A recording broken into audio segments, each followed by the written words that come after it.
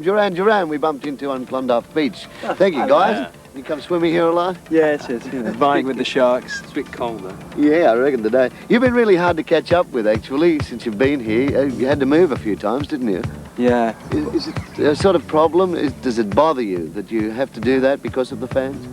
I guess it's when you're on tour, you expect it. You know, you expect to have the hotel bombarded all the time. But we came here, you know, to live basically for a few months, and you know, we didn't really want that hassle. We wanted to be able to settle down for a little bit, for a semblance of a normal life for a while. So yeah, we sort of sneaked in about 3 months ago, and nobody sort of knew we were here. But like a week later, everyone had found out where we were, and there was like kids outside the hotel and stuff.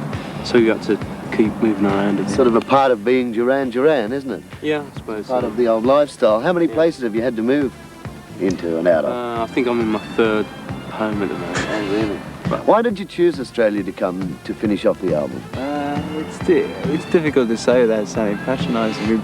We've been around the world twice, and this was the place we had the most fun in, and that we enjoyed the most. And we wanted to be able to get away from London and Los Angeles, that type of environment. Yeah. We needed to get away from it for a bit. And at first we thought it'd be totally impractical to come here. You know, how much it cost us to get here, and it seemed so far away. But it's worked out really well. You know, we were glad we made the move. It was quite a big move, actually. Was everything written and finished recording-wise when you got here and you've just done the mix, or did you write some stuff here? Everything was more or less finished. We basically came here to mix and just maybe finish off a few overdubs and stuff, but it was basically finished. So the initial plan was to do that, then go back to England, then come back and start your tour. That's not happening now, is it? It sort of changed a few times. I think originally we were going to start a tour in Japan, sort of stay here and mix for a while, go to Japan, then do Australia. But it sort of changed, and Japan's now been put back to January, and we start the tour here now. And that is when? November the 12th. So you'll be here till through what, December? Until December, yeah. You go home for Chrissy? Yeah. Yeah, we go back to do a tour in December. Love the new single. It comes out this coming Monday, a worldwide release. It's called? Union of the Snake. I just had a listen in the car for the very first time to a tape of it.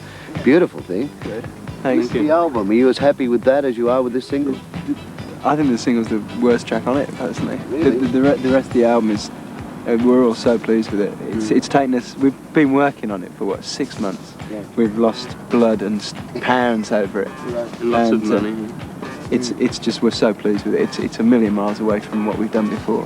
What's it called? Seven and the Ragged Tiger. Why? Seven and the Ragged Tiger. Got it. So Why? everybody takes about 3 times. We just sort of like the imagery conjured up, sort of like an ancient fable or something, or a fairy tale or something. Yeah. There's no sort of big significant meaning behind it. We just sort of like the sound of it.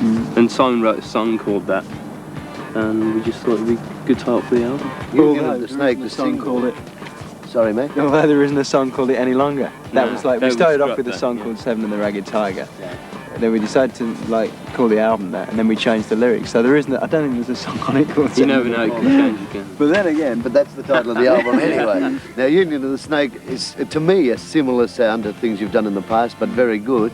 Is the rest of the album like that, or have you got right away from past sounds? I think we've got pretty much well away from past things. We're using a lot of different musicians on the album. Like we're using 2 female backing vocalists from New York who work with Chic.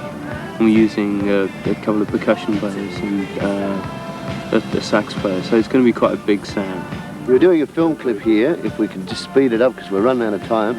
A film clip here you were doing with Russell Mulcahy, and something happened there. Yeah, that was just unfortunately. The press reported lots of ridiculous things had happened, and it was just one of those situations. Russell was involved in Razorback.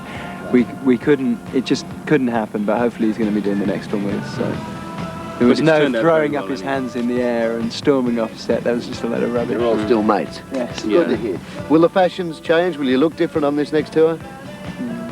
Well, you know, whatever we Whatever decide to wear. I don't know. Okay, just as you are. And the music, of course, you'll be playing a lot of the stuff off the new album. It's a bigger show. It's like we've got all these other people playing with us. There's 9 people on.